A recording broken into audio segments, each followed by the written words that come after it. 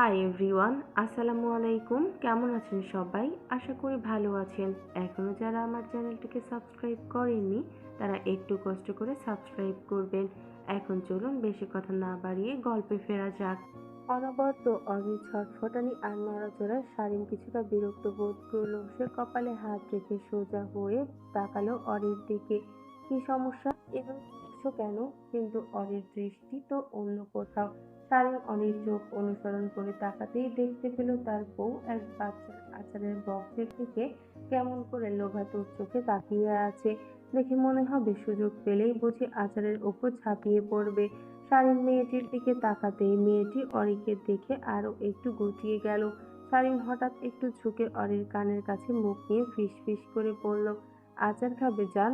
অরি ঘোর মধ্যেই এক বাক্যে বলে ফেলল, হ্যাঁ, আমাকে ওই মেয়েটার আচারটা এনে দিন না প্লিজ, আমি ওটাই খেতে চাই। কথাটা বলে অরির মনে হলো, আরে সে কি বলে ফেললো। লজ্জায় যেন মাটি চাপা করতে ইচ্ছে করলো তার। শারীন নিশ্চয়ই এখন তাকে ভীষণ নাদান ভাববে, কিন্তু বাস্তবে তেমন কিছুই ঘটলো না। ঘটনার মোড় নিল সম্পূর্ণ উল্টো দিকে। শারীন ভালো করে নিজের হাত ঘড়ির দিকে তাকালো। আর মাত্র 3 মিনিট সময় আছে প্লেন ছাড়ার। এর মধ্যে বাহির থেকে অরির জন্য আচার এনে দেয়া অসম্ভব। সে ধীরে সুস্থে ঘাড় ঘুরিয়ে মেয়েটির দিকে তাকালো আর গম্ভীর গলায় ডেকে উঠল, এই পিচ্চি এদিকে তাকাও। মেয়েটি এবার চোখ তুলে শারীনের দিকে তাকালো আর তাকানো মাত্র তার চোখ দুটো ছানা বড়া হয়ে গেল। শারীনকে চিনতে তার বিন্দু মাত্র সময় লাগলো না। স্বয়ং শিক্ষামন্ত্রী। তবে মন্ত্রীর বুকের কাছে মুখ লুকিয়ে যে মেয়েটি তার আচারের দিকে কাতর চোখে তাকিয়েছিল সে যে ওনারই স্ত্রী তা বুঝতে আর বাকি রইল না মেয়েটির। শারীন মেয়েটিকে সরাসরি বলল, তোমার আচারটা বিক্রি করবে আমার কাছে? মেয়েটি আচারের বক্সটার দিকে একবার তাকালো, তারপর সোজা মাথা নেড়ে না সূচক সায় দিল। সে বিক্রি করবে না। শারীন এতে বেশ বিরক্তি লাগলো। অরি সব দেখছিল, কিন্তু আচারের লোভে এবার আর টু শব্দটিও করলো না। শারীন এবার মেয়েটিকে বলল, আচ্ছা বিক্রি করতে না চাইলে আমাদের সাথে একটু শেয়ার করো। মেয়েটি আচারের পুরো বক্সটা বুকের সাথে আঁকড়ে ধরলো। এটা তার ভীষণ প্রিয় আচার। পুরো প্লেন জার্নিতে একটু একটু করে খাবে বলে সাথে এনেছে। এভাবে শিক্ষামন্ত্রী চাইলে সে তো দিয়ে দিবে নাকি? এইটুকু একটা মেয়ের এত বড় সাহস দেখে অবাক হয়ে গেল শারীন। মন্ত্রী চাইছে তাও সে দেবে না, আবার বেচবেও না। শারীন আশেপাশে তাকালো, সবাই যার যার কাজে ব্যস্ত, আর মেয়েটার মাও গভীর ঘুমে আচ্ছন্ন। শারীন এবার কিছুটা ধমকের সুরে গম্ভীর গলায় বলে উঠল, আচার না দিলে কিন্তু এবার পরীক্ষায় ফেল করিয়ে দেব। এবার বলো দেবে নাকি দেবে না? শারীনের এই ফেল করিয়ে দেওয়ার হুমকিটা একেবারে তাসের ঘরের মতো কাজ করলো। মেয়েটি ভীষণ ঘাবড়ে গেল। শিক্ষামন্ত্রী যদি সত্যিই তাকে ফেল করিয়ে দেয় তবে তো কেলেঙ্কারি। সেই ভয়ে কাঁপা কাঁপা হাতে পুরো আচারের বক্সটাই সে অরির দিকে বাড়িয়ে দিল। অরি যেন এই সুযোগের অপেক্ষায় ছিল। একটানে পুরো বক্সটা কেড়ে নিল সে। মুহূর্তের মধ্যেই ঢাকনা খুলে পেটের ভেতর থেকে আসা তীব্র লোভে সামলাতে না পেরে তা খাওয়া শুরু করে দিল। শারীন চোখ বড় বড় করে শুধু বউয়ের এই কাণ্ড দেখে যাচ্ছে। বউ খুশি তো সেও খুশি। খাওয়া শেষ, পাশ ফিরতেই দেখা গেল মেয়েটি অত্যন্ত অসহায় মুখ করে আর চোখে তাকিয়ে আছে তার দিকেই। দৃশ্যটা দেখে শারীনের মায়া হলো। সে বক্সের থেকে বাকি প্যাকেটটা বের করে মেয়েটির দিকে বাড়িয়ে দিল, কিন্তু বেচারি পরীক্ষায় ফেল করার ভয়ে কাঁচুমাচু হয়ে রইল। হাত বাড়িয়ে সেটা আর নিল না। তা দেখে অরি বিলম্ব না করে ছোঁ মেরে সেই শেষ প্যাকেটটাও নিজের হাতে নিয়ে নিল এবং বিন্দুমাত্র দেরি না করে তৃপ্তি সহকারে সেটাও চাটতে শুরু করলো। শারীন হতাশ হলো বউয়ের কাণ্ডে।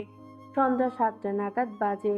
মেধানিবাস পুরো নিস্তব্ধ ও ফাঁকা হয়ে আছে। দোতলার রুমে যেভাবে তালাবদ্ধ করে রাখা হয়েছিল সেটা ঠিক সেভাবেই আছে। আয়েশার মৃধা জরুরি একটা কাজে বাহিরে গেছেন। ফুলের সবেমাত্র ঘুম ভাঙল। রুম ছেড়ে বের হয়ে আশেপাশে কাউকে না দেখে সে বেশ অবাক হলো। দোতলায় উঠে অরির রুমে গিয়ে দেখলো সেখানেও কেউ নেই। পুরো বাড়িটাই কেমন খা খা করছে। এমন সময় তার নজর গেল শাহিন মিয়ার দিকে। ফুল এগিয়ে গিয়ে তাকে জিজ্ঞেস করলো, কাকা বাড়ির সকলে কোথায়?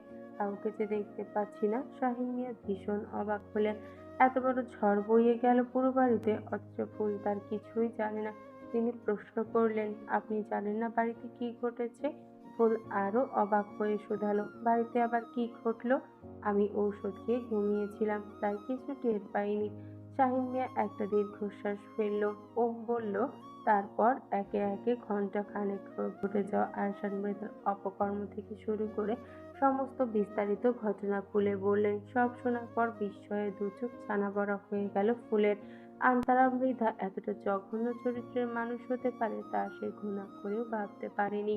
কথা বলার মাঝেই বাড়িতে প্রবেশ করলেন আয়শা মৃধা। ফোনে কার সাথে যেন বেশ গম্ভীরভাবে কথা বলছিলেন তিনি। তার চোখ মুখে ছিল তীব্র ব্যস্ততা। ফুল তাকে সামনে দিয়ে চলে যেতে দেখে প্রথমে ডাক দিয়ে ভেবেছিল, কিন্তু কাজের ব্যাঘাত ঘটবে ভেবে নিজেকে গুটিয়ে নিল আর ডাকলো না। শাহিন মিয়ার সাথে আরো টুকটাক কথা বলে রুমে নাস্তা পাঠিয়ে দেওয়ার অনুরোধ জানিয়ে ফুল নিজের রুমে চলে এলো। এসেই বিছানা থেকে ফোনটা খুঁজে বের করে রুবা মৃধার নাম্বারে ডায়াল করলো, কিন্তু বেশ কয়েকবার রিং হয়ে ফোনটা কেটে গেল। ফুল বুঝলো তার মা হয়তো এখন ব্যস্ত আছেন। এরই মাঝে শাহিন মিয়া ফুলের জন্য নাস্তা নিয়ে রুমে এলেন। তিনি ট্রেটা টেবিলে রেখে চলে যেতে নিলে ফুল তাকে ডেকে জিজ্ঞেস করলো, কাকা, শারীন ভাই আর ওনার বউকে তো দেখতে পাচ্ছি না। শাহিন মিয়া সহজ সুরে জানালেন, ম্যাম আর স্যার ট্রিপে গিয়েছে। ফুল চমকে উঠে ভালো, কিন্তু হঠাৎ কেন? ম্যাম তো এখন গর্ভবতী, তাই হয়তো মনটা একটু হালকা করতে স্যার ওনাকে নিয়ে ঘুরতে গিয়েছেন। বিস্তারিত আর সঠিক জানি না বলেই শাহিন মিয়া চলে গেলেন। ফুল যেন নিজের জায়গায় বরফ হয়ে জমে রইল। তার দু চোখ মুহূর্তেই অনুভূতি শূন্য হয়ে গেল। তার প্রিয় শারীন ভাই, সে নাকি এখন বাবা হতে চলেছে। যেই পুরুষটিকে ঘিরে ফুলের জীবনের সব রূপকথা, সব জল্পনা কল্পনা বোনা ছিল, সেই পুরুষটির সন্তান এখন অন্য এক নারীর গর্ভে বেড়ে উঠছে। এই সত্যটা শোনার পর আর মৃধা নিবাসে থাকা ফুলের পক্ষে কোনোভাবেই সম্ভব নয়। ফুল দীর্ঘশ্বাস ফেলে বুঝতে পারল এই জন্মে তার আর শারীন ভাইকে পাওয়া হলো না, আর পাওয়া সম্ভবও নয়। হৃদয়ের সমস্ত ব্যাকুলতা চেপে ধরে সে সিদ্ধান্ত নিল, সবকিছু পেছনে ফেলে কাল সকালে সে নিজের বাড়ি ফিরে যাবে, আর কোনোদিন পা রাখবে না এই মৃধা নিবাসে। তার ভালোবাসার শারীন ভাই তার বউ বাচ্চা নিয়ে সুখে থাকুক, এই প্রার্থনাই রইল। ফুলের করুণ চোখের কোণে এক ফোঁটা জল গড়িয়ে পড়ল। শূন্য দৃষ্টিতে তাকিয়ে বুক দীর্ঘশ্বাসে সে বিড়বিড় করে উঠল, কাউকে নিজের করে না পাওয়ার নাম অধ্যায়ের সমাপ্তি নয়। কখনো কখনো কেবল সুখে থাকতে দেখার নামই তো ভালোবাসা। ঘুম ভাঙতে যেবার অনুভব করলো কারো বলিষ্ঠ হাত তাকে শক্ত করে পেঁচিয়ে ধরে আছে। সে আস্তে করে পিট পিট করে পাশ ফিরতে চমকে উঠল। আয়শা মৃধা তার এক হাত নিজের বুকের সাথে চেপে ধরে বেডের সাথে মাথা ঠেকিয়ে ঘুমিয়ে আছেন। চিবা কিভাবে যেন তড়িঘড়ি করে এক ঝটকায় উঠে বসলো। আয়শা মৃধা হঠাৎ যেবার একটু সরে যাওয়ায় ঘুম ভেঙে গেল। তিনি সামান্য চমকে মাথা ঘুরিয়ে তাকালেন মেয়েটার দিকে। যেবা ব্ল্যাঙ্কেটটা বুকের কাছে শক্ত করে চেপে ধরে ভয়ার্ত চোখে তাকিয়ে আছে, শরীরটা কাঁপছে তার। আয়শা মৃধা এক মুহূর্তেই বুঝে নিলেন ভয়টা আসলে কিসের।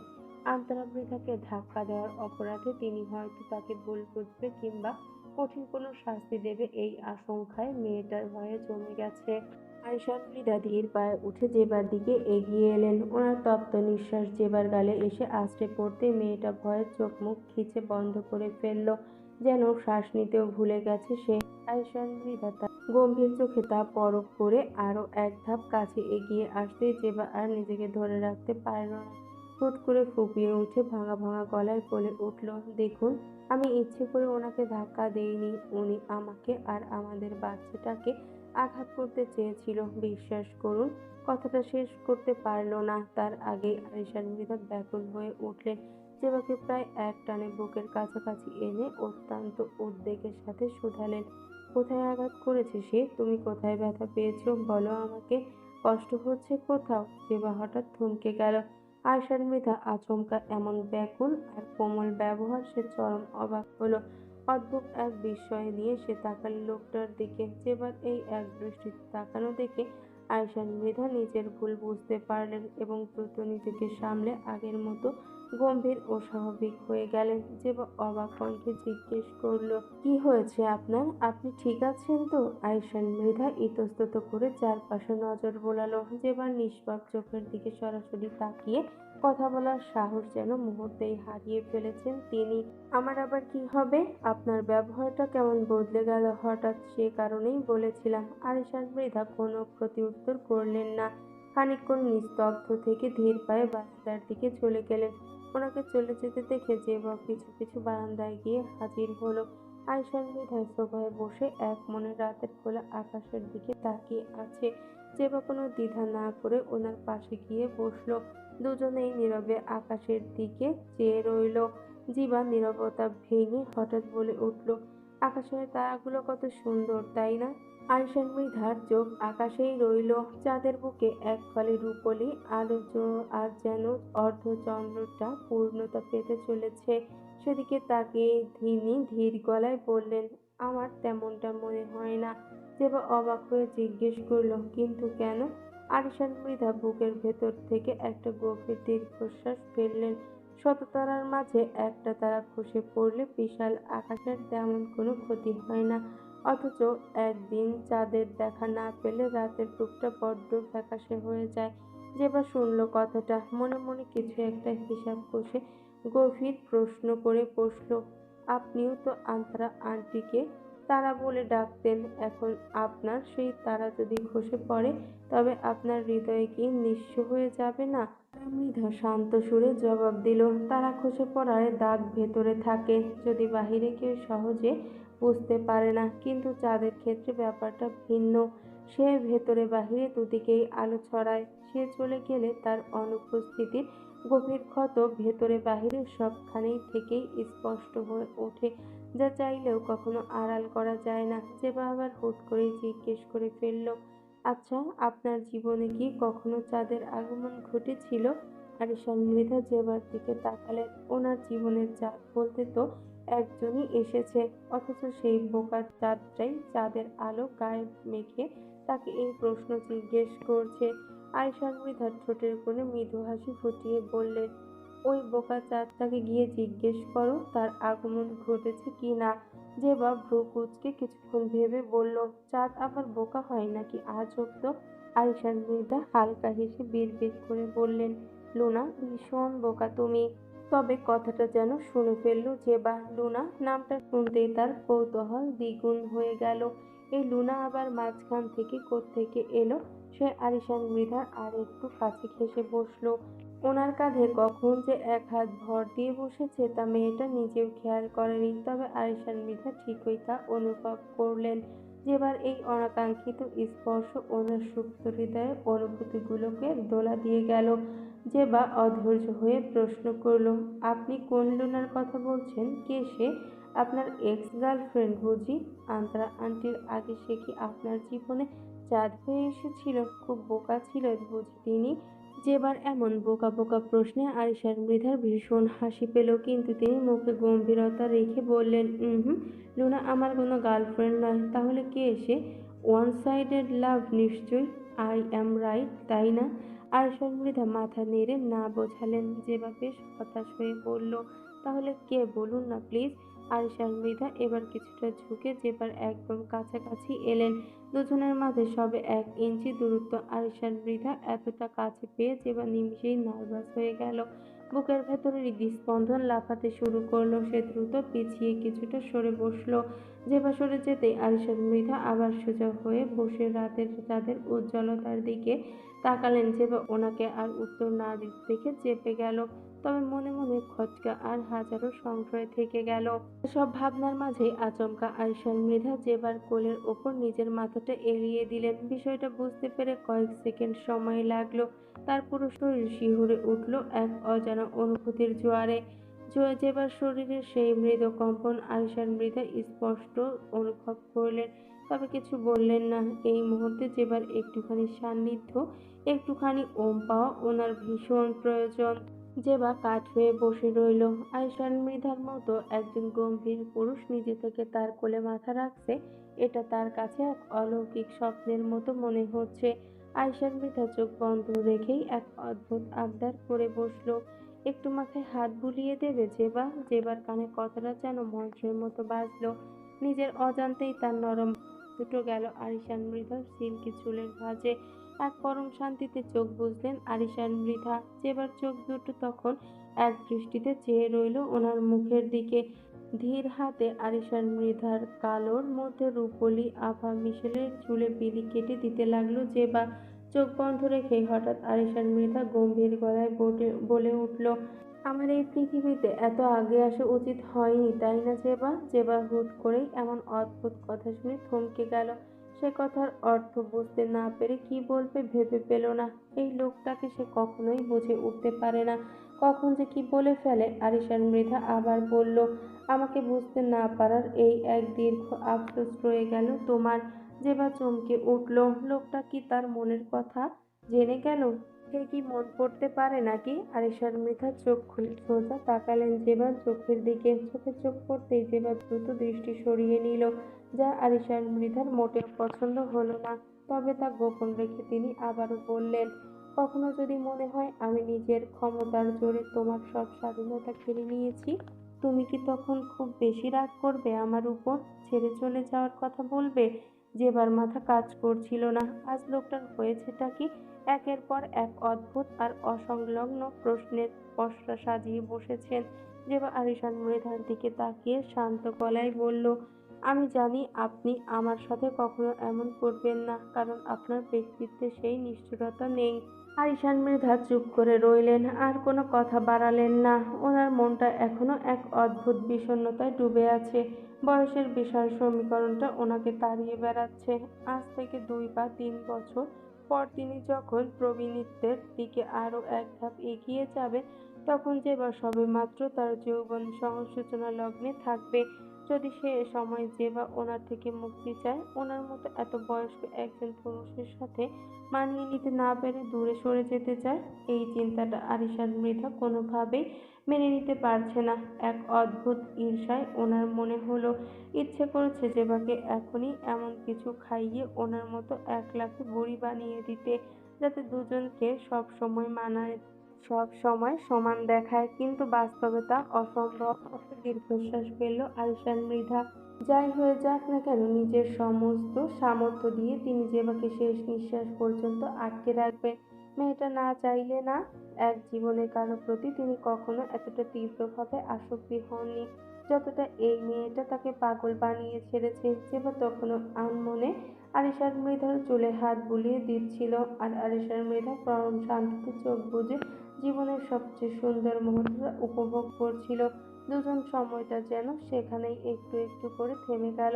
আরিশান মৃধা জেবাকে আজ আর বলা হলো না আন্তরা মৃধার ব্যাপারটা। ভাবলেন পরে বলা যাবে, এখন শুধু মুহূর্তটা উপভোগ করতে চান তিনি। প্লেন ল্যান্ড করেছে কিছুক্ষণ আগেই। অরি আর শারীন বিমান থেকে নেমে এসেছে। শারীন অরির একটা হাত নিজের শক্ত হাতের মুঠোয় শক্ত করে ধরে হাঁটছে, আর অন্য একটা হাতে ফোনে কিছু একটা ঘাটাঘাটি করছে। অরি চোখ বড় বড় করে আশেপাশে নজর বোলাচ্ছে, তার পুরো পরিবেশটা পর্যবেক্ষণ করছে। এয়ারপোর্টটা কেমন যেন একটু পুরনো ধাঁচের, খুব বেশি আধুনিক মনে হচ্ছে না। দেখে অরির মনেই হলো না যে তারা খুব উন্নত কোনো ধনুকুবের দেশে এসেছে। হাঁটার ফাঁকে ফাঁকে ওখানকার কৃষ্ণবর্ণের নাগরিকরা অদ্ভুত এক কৌতূহল নিয়ে অরির দিকে তাকাচ্ছে। হয়তো এই ভিনদেশে ধবধবে ফর্সা সুন্দরী এক মানবীকে দেখে তাদের চরম কৌতূহল। অরি বোকার মতো তাদের দিকেই তাকিয়ে আছে। অরির ব্ল্যাক করা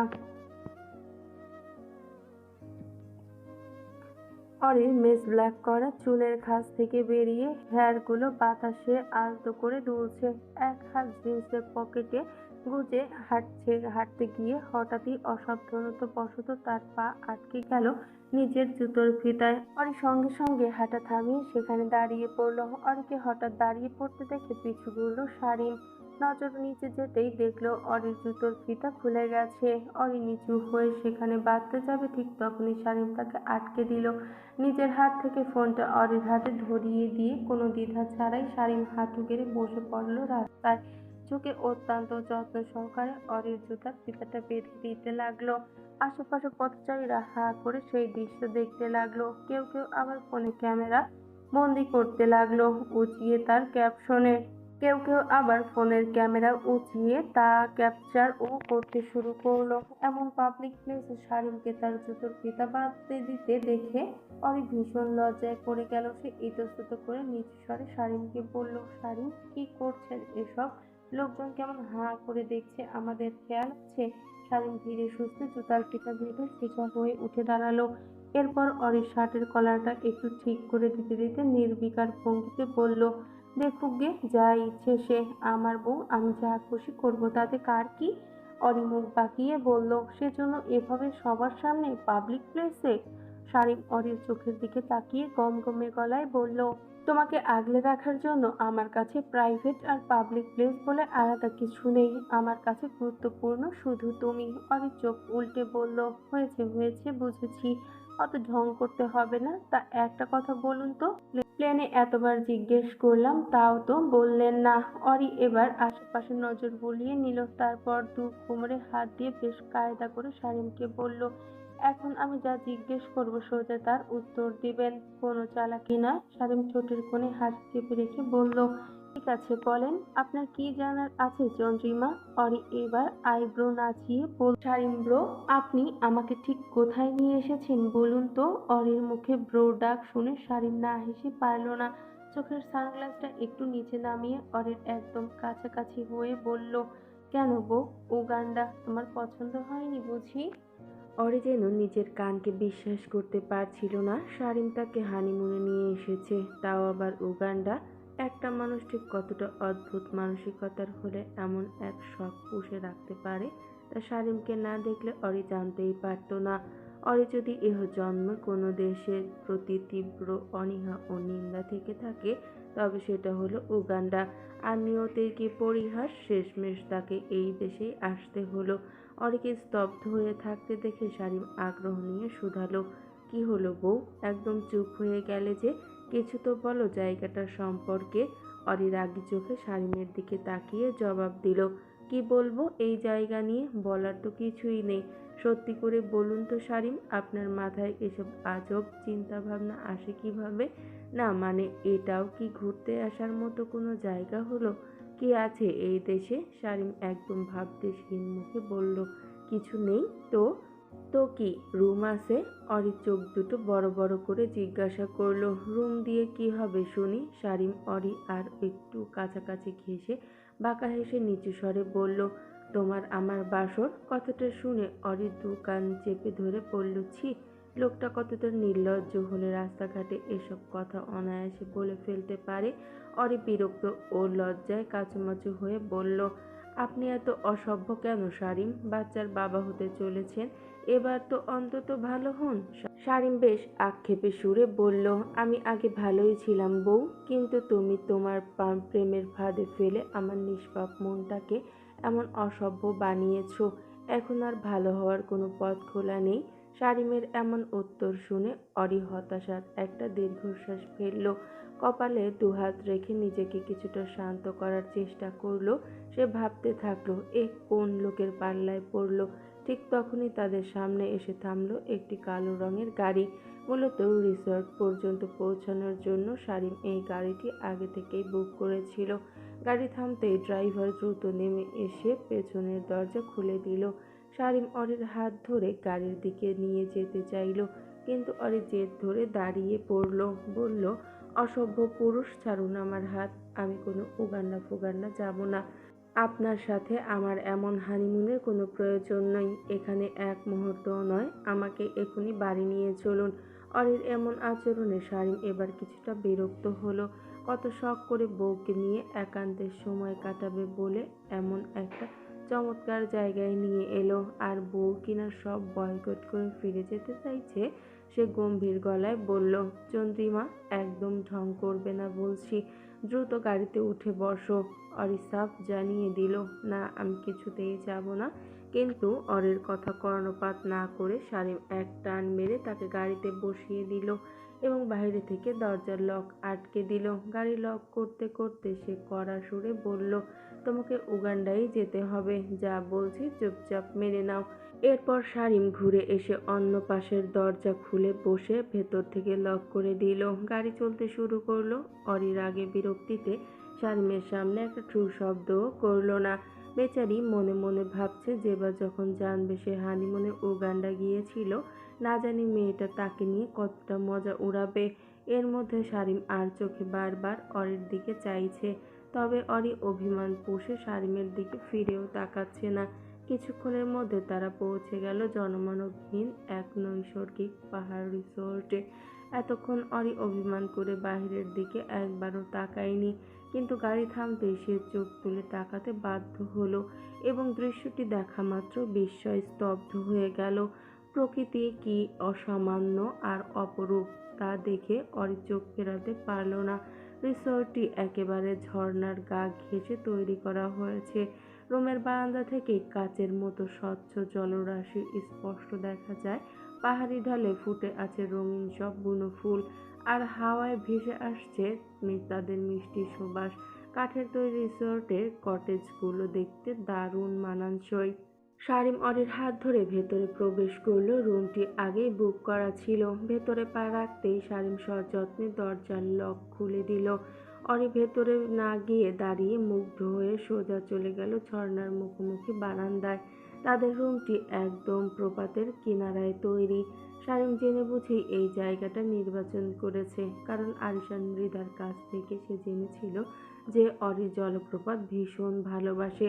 অরির মুখে মুগ্ধতা দেখে শারিম মুচকি হাসলো।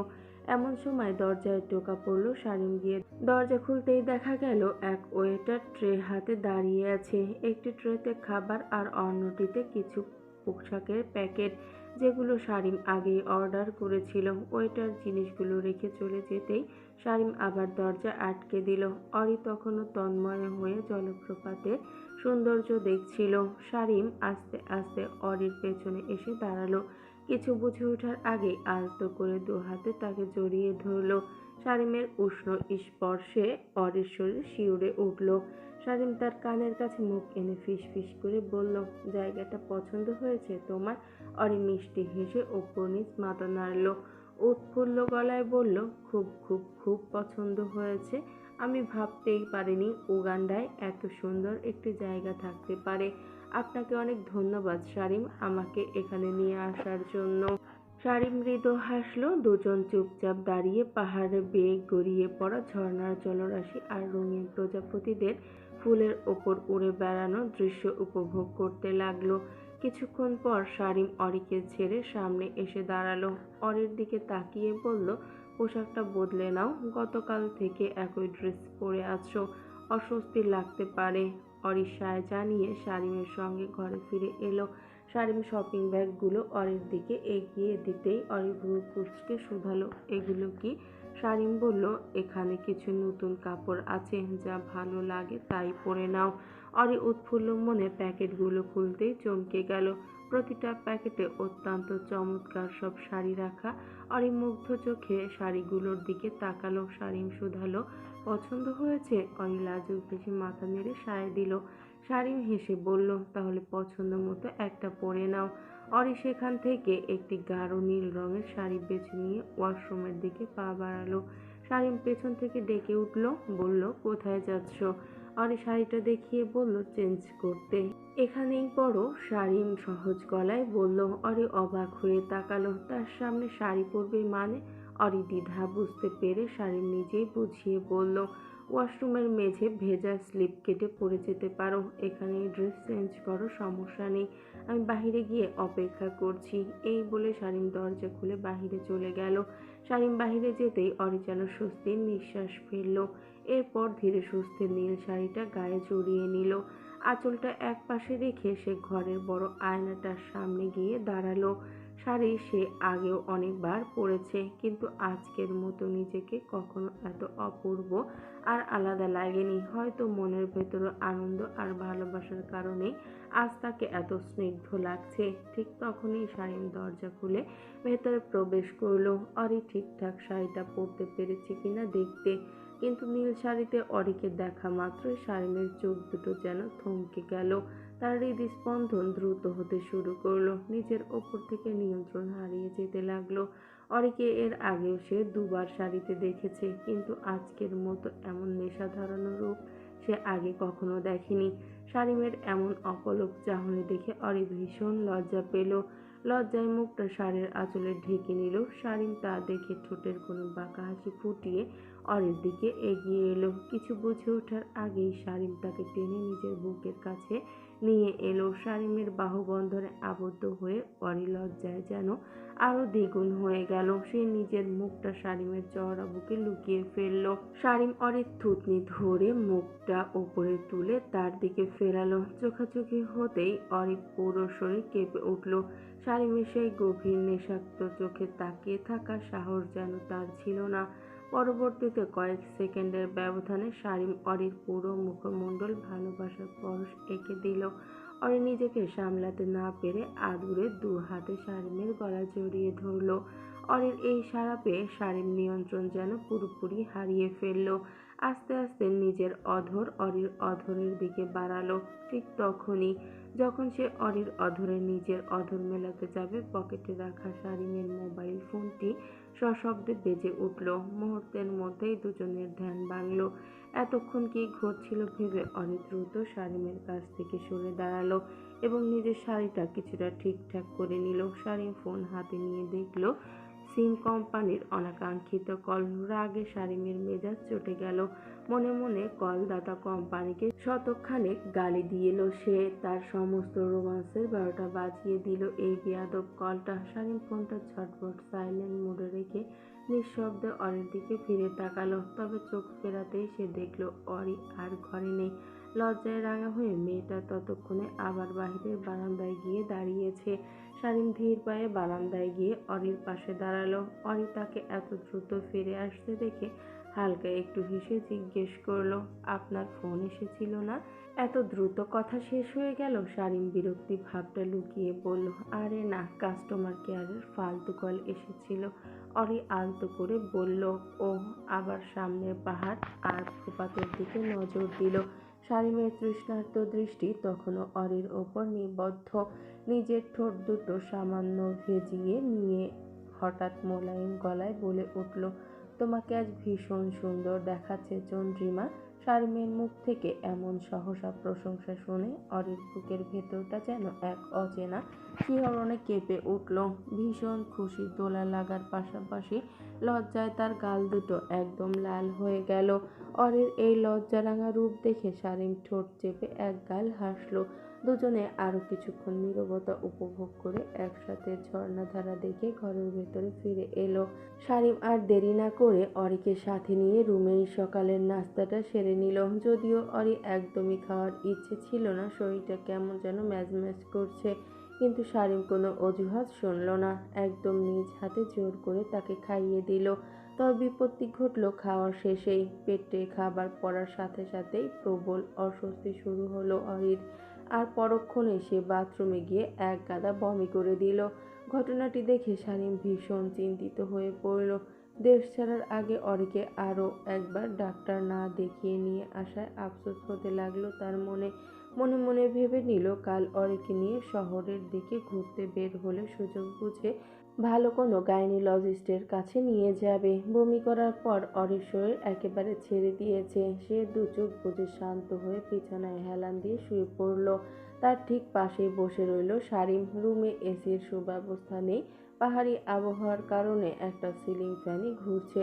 শারীম ফ্যানের স্পিডটা বাড়িয়ে দিল যাতে বাতাস ভালো লাগে। তারপর অরির গায়ে নীল আঁচলটা আলতো হাতে কিছুটা সরিয়ে দিল যাতে মেয়েটার অতিরিক্ত গরম না লাগে। অরি ক্লান্তিতে দু হাতে শারীমের একটা বাহু শক্ত করে জড়িয়ে ধরে শুয়ে আছে। শারীমও অরির কষ্ট বুঝতে পেরে পরম মমতায় এক হাতে অরির মাথাটা হালকা ম্যাসাজ করে দিতে লাগলো যাতে ধীরে ধীরে অরির এক ফালি শান্ত ঘুম চলে আসে। ড্রয়িং রুমে মলিন মুখে বসে আছে জেবা। পুরো বাড়ি এখন একদম ফাঁকা। কিছুক্ষণ আগে ড্রাইভারকে সাথে নিয়ে ফুল বেরিয়ে পড়েছে গ্রামের উদ্দেশ্যে। জেবা তাকে অনেকবার থেকে যাওয়ার জন্য বললে ফুল জানায় তার পড়াশোনার খুব ক্ষতি হচ্ছে। তাকে এখন ফিরতেই হবে। তবে যাওয়ার আগে আরিশান মৃধার ব্যাপারটা ফুল জেবাকে জানিয়ে যায়। সব শুনে জেবা ভীষণ অবাকের পাশাপাশিও খুশি হয়েছে। আরিশান মৃধার সাথে ফুলের কথা হয়েছে সকালে। আরিশান মৃধাও তাকে যেতে বলেছে। অগত্য সে কারণে জেবাও তাকে আর জোর করেনি। থাকতে না চাইলে জোর করার কোনো মানেই সে দেখছে না। সকাল সকাল আরিশান মৃধা কাজে চলে গেছেন তার শাহিন মিয়ার মাধ্যমে জানতে পারে জেবা। এটাও জানতে পারে অরি আর শালীন ট্রিপে গিয়েছে, তাদের ফিরতে সময় লাগবে। জেবার অরির প্রতি একটু অভিমান হলো। এভাবে হুট করে তাকে না বলে না দেখে মেয়েটা চলে গেল। অরির টেনশনে জেবার প্রায় মরি মরি অবস্থা হয়েছিল। ভেবেছিল কোথায় না কোথায় গিয়েছিল মেয়েটা। তবে ফুলের কাছ থেকে সবকিছু শুনে ক্লিয়ার হলো এটা একটা প্ল্যানের অংশ ছিল। শাহিন মিয়াও কোনো এক জরুরি কাজে গ্রামে গিয়েছে আজ। বলেছেন ফিরতে ৩-৪ দিন সময় লাগবে। সব মিলিয়ে জেবাকে প্রায় একেবারেই ফেলে গেছে সবাই। আয়শার মৃধাও সারাদিন বাহিরে থাকে, রাতে বাড়ি ফিরে। তার থাকা আর না থাকা দুটোই সমান। কাল রাতে জেবা আর আরিশান মৃধার কথা বলার ফাঁকে কখন যে বারান্দায় সোফায় ঘুমিয়ে গেছে তা কারোরই খেয়াল ছিল না। তবে সকালে জেবা নিজেকে বেডে আবিষ্কার করে বুঝতে পারে আরিশান মৃধাই তাকে এনেছে। তবে লোকটা যাওয়ার আগে জেবাকে একবার বলে যাওয়ার দরকার ছিল। এখন বাজে রাত 7:30। আর কিছুক্ষণ পর হয়তো বাড়ি ফিরবে আরিশান মৃধা। এরই মাঝে জেবা অনুভব করলো তার প্রচুর রাগ হচ্ছে, কিন্তু কেন হচ্ছে সেটাই বুঝতে পারছে না। আর চোখে একবার নিজের পেটের দিকে তাকালো জেবা। এখানে তার আর আরিশান মৃধার অংশ ধীরে ধীরে বেড়ে উঠছে। আলতো হাতে পেটে হাত বুলালো জেবা। মুহূর্তেই রাগী ভাবটা তার উবে গিয়ে সেখানে একরাশ সুখ এসে হানা দিল। জেবা মা হতে চলেছে, এই ব্যাপারটা তাকে যতটা খুশি দিচ্ছে, বাবাকে হারানোর ব্যথাটা ভেতর থেকে ততটাই কষ্ট দিচ্ছে। ইস, আজ যদি জেবার বাবা বেঁচে থাকতেন, সোলেমান শেখ নিশ্চয়ই এই বাচ্চার দিকে চেয়ে হলেও জেবা আর আরিশান মৃধাকে মেনে নিতেন। তবে আফসোস, ওই আন্ত্রা মৃধা ক্রিমিনাল মহিলাটি তার বাবাকে বাঁচতে দিল না। জেবা কিছুক্ষণ আগে নিউজ ফিডে একই খবর দেখছে। তার বাবার খুনি সহ অর্গান পাচারের ক্রিমিনালগুলো ধরা পড়েছে। সেখানে জেবা তার মায়ের অতীতের ব্যাপারেও জেনেছে। কেন যেন মায়ের ব্যাপারটাতে জেবার একটুও কষ্ট হলো না, শুধু একটা তাচ্ছিল্য জাগলো। যে মহিলা কখনো জেবা আর তার বাবার চিন্তা করেনি, তখন সেও ওই মহিলার কথা ভেবে কষ্ট পাবে না। তবে ফুপুর সাথে সম্পর্ক খারাপ হওয়াতে খারাপ লাগছে জেবার। বুঝলো সাদমান ভাইয়ের সাথে বিয়েটা না করে আরিশান মৃধাকে বিয়ে করায় তার ফুপু তার প্রতি এত অনীহা। এরই মধ্যে সেদিনের ডিভোর্সটা হতে গিয়েও তাদের হলো না। এতে ভদ্র মহিলার দ্বিতীয় আশাটাও হয়তো ভেঙে গিয়েছে। সবকিছু ভেবে জেবা একটা দীর্ঘশ্বাস ফেলল। সবকিছু না থেকেও যেন আয়শার মৃধাকে পেয়ে জীবনে জিতে গিয়েছে মেয়েটা, এতেই যেন খুশি জেবা। ছোট্ট এক জীবনে তার একটাই স্বপ্ন ছিল তার হানির সাথে যেটুকু সময় আছে বেঁচে থাকবে। জেবা জানে আরিশার মৃধার আর তার বয়সের পার্থক্য অনেক। হয়তো আল্লাহ জানেন বাকিটা, হয়তো জেবার অনেক আগেই উনি তাকে ছেড়ে চলেও যেতে পারেন। তবুও জেবার কোনো আফসোস নেই, কারণ আরিশান মৃধা তাকে তার জীবনে বেস্ট গিফটটা দিয়ে গিয়েছেন, যে কিনা আরিশান মৃধা না থাকলেও তার শূন্যতা কিছুটা পূরণ করতে পারবে। হোক না সাময়িক সুখের সেটা, বাকি জীবন অনেক কষ্ট পেলেও জেবার তাতেই খুশি। এরই মাঝে বাহিরে গাড়ির শব্দ শোনা গেল। জেবা বুঝলো আরিশান মৃধা হয়তো ফিরেছেন। সে কারণে মেয়েটা নিজেকে একটু সুন্দর করে গুছিয়ে নিয়ে বসলো, যাতে লোকটার নজর কাটতে পারে। আরিশান মৃধা ফোনে কারোর সাথে কথা বলতে বলতে ঢুকছিলেন। ড্রয়িং রুমে জেবাকে সংসেজে বসে থাকতে দেখে এই অবস্থায় এগিয়ে আসেন। কিছু বলার সুযোগ না দিয়ে জেবার হাত ধরে টেনে ওকে উপরে নিয়ে চলে আসেন। জেবাকে রুমে এনে বিছানায় বসিয়ে দিয়ে ফোনের অপর পাশের ব্যক্তির সাথে কথা বলে কল কেটে দিলেন। নিজের কোটটা সহ ফোনটা খুলে খাটের ওপর রেখে চলে যান ওয়াশরুমে ফ্রেশ হতে। লোকটা চলে যেতেই জেবা তাকালো ওনার ফোনের দিকে। কিছু ভালো লাগছে না তার। আয়শান মৃধার ফোনের পাসওয়ার্ড তার জানা। জেবা ফোন হাতে নিয়ে লক খুলে ফোনের ভেতরে প্রবেশ করলো। পুরো ফোন ঘেটে জেবা রাষ্ট্রীয় বিভিন্ন ফাইলপত্র কাগজ ছাড়া আর কিছুই পেল না। বিড়বিড় করে জেবা উঠে বলল, কত বোরিং পার্সন, ফোন নিজের একটা ছবিও রাখে না, অথচ এটা এতক্ষণে জেবার ফোন হলে বিভিন্ন স্টাইলে হাজারখানেক পিকচারে ভরিয়ে ফেলতো। আফসোস ছবি তোলার জন্য তার কাছে এই মুহূর্তে ফোন নেই। এরই মাঝে ফ্রেশ হয়ে বেরিয়ে আসেন আরিশান মৃধা। জিবাকে তার ফোন ঘাটাঘাটি করতে দেখে কিছুই বলে না, পাশ ফিরে বসে পড়েন নিজের ল্যাপটপ নিয়ে। জেবা তাকে দেখে দ্রুত এগিয়ে যায়, আরিশান মৃধার হাতের কবজি ধরে তার দিকে ফিরে বসে। আরিশান মৃধা তাকে দেখে ভ্রু কুঁচকালেন। জেবা বলল, আপনি আমাকে কাল বললেন না কেন এত কিছু ঘটেছে? জানেন আমি কতটা ভয় পেয়ে গিয়েছিলাম। আরিশান মৃধা বুঝলেন জিবা আন্তরা মৃধার কথাই বলছে। ভাবলেন হয়তো শাহিনের কাছ থেকে জেনেছে, জিজ্ঞেস করলেন, ভয় পেয়েছিলে কেন? জেবা বলল, ভেবেছিলাম আপনি না আবার আমাকে ভুল বোঝেন। আরিশান মৃধা দু চোখ গভীর নজরে তাকালো জেবার দিকে। বলল, ভুল বোঝাবুঝির মতো কোনো কাজ করেছো নাকি? জেবা আমতা আমতা করে বলল, না মানে আমি আন্তরা মৃধাকে ধাক্কা দিয়ে সিঁড়ি থেকে ফেলে দিয়েছিলাম, সেজন্য আর কি। আরিশান মৃধা বললেন, ধাক্কা দেওয়ার রিজনটা তো তুমি আমাকে বলেছ। নিজের সেলফ বাঁচাতে আঘাত করাটা দোষের কিছু নয়, বরং এটাই সকলের করা উচিত। জেবা মাথা নাড়ল। আরিশান মৃধা আবার ল্যাপটপ নিয়ে নিজের কাজে মনোযোগ দিলেন। জেবা তখনই বলে উঠল, আপনার খারাপ লাগছে না? কেন খারাপ লাগবে কেন? জেবা বলল, আন্তরা মৃধা এতটা জঘন্য টাইপের নারী ছিলেন যাকে আপনি মনে প্রাণে ভালোবাসেন। আরিশান মৃধা গভীর মুখে বললেন, অপরাধী অপরাধের শাস্তি পাবে, এইটা আরিশান মৃধার রীতি। এখানে খারাপ লাগার প্রশ্ন আসে না। তাছাড়া ভালোবাসা চিরন্তকাল, কারো প্রতি কারো থাকে না, এক সময় সেটা ফুরবেই। যখন সেটা আমার সঙ্গী ছিল তখন আমি তাকে ভালোবাসতাম, কিন্তু এখন বাসি না। বাসি না শুনে যেন জেবা খুশি হলো, তবে পর মুহূর্তেই ভালোবাসা চিরন্তন কাল থাকে না শুনে ঘোর প্রতিবাদ জানিয়ে বলল, ভালোবাসা চিরন্তন কাল থাকে না, এটা একটা মিথ্যে কথা। এই যে দেখুন, আমার আপনার প্রতি এক ফোঁটা ভালোবাসা কমছে না, উল্টো আরো বেড়ে চলেছে।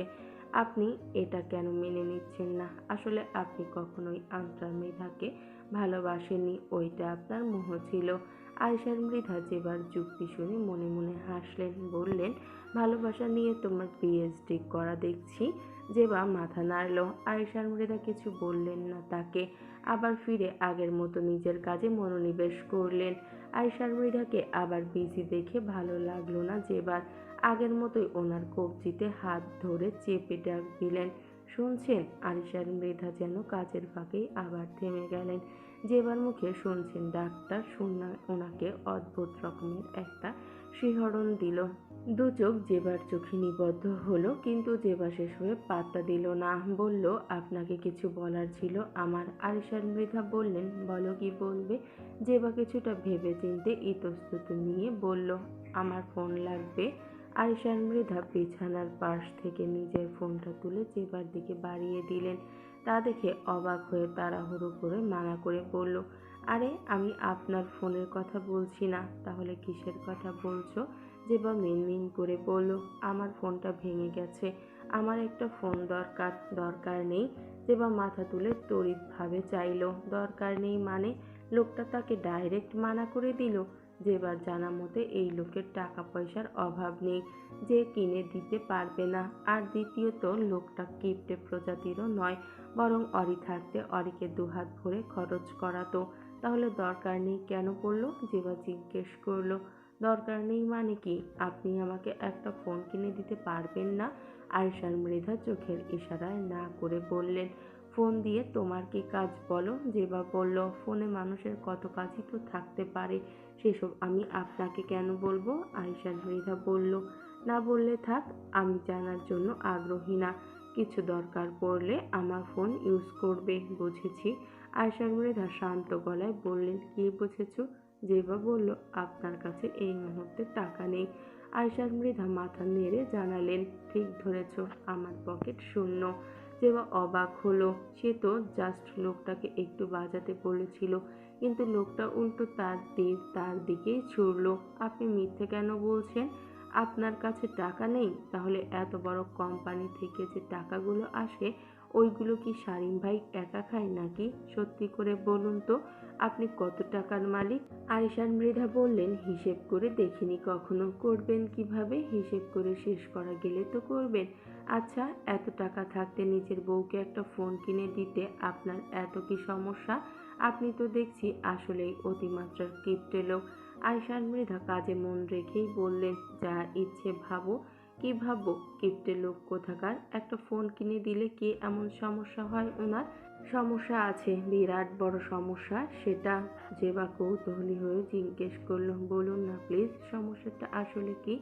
আয়শান মৃধা জেবাকে একবার ভালোভাবে দেখে নিয়ে বলল, তুমি আমার থেকে প্রাইভেসি চাচ্ছ, কারণ তুমি ধরা খাবে সেই ভয়ে।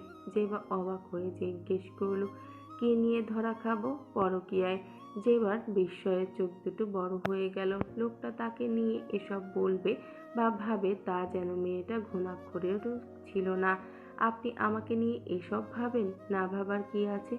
আজ তোমার মন আমার দিকে থাকবে, কাল আবার অন্য পুরুষের কাছে যাবে না, এইটার কি গ্যারান্টি? তাহলে এসবের সাথে ওই ফোনের কি সম্পর্ক?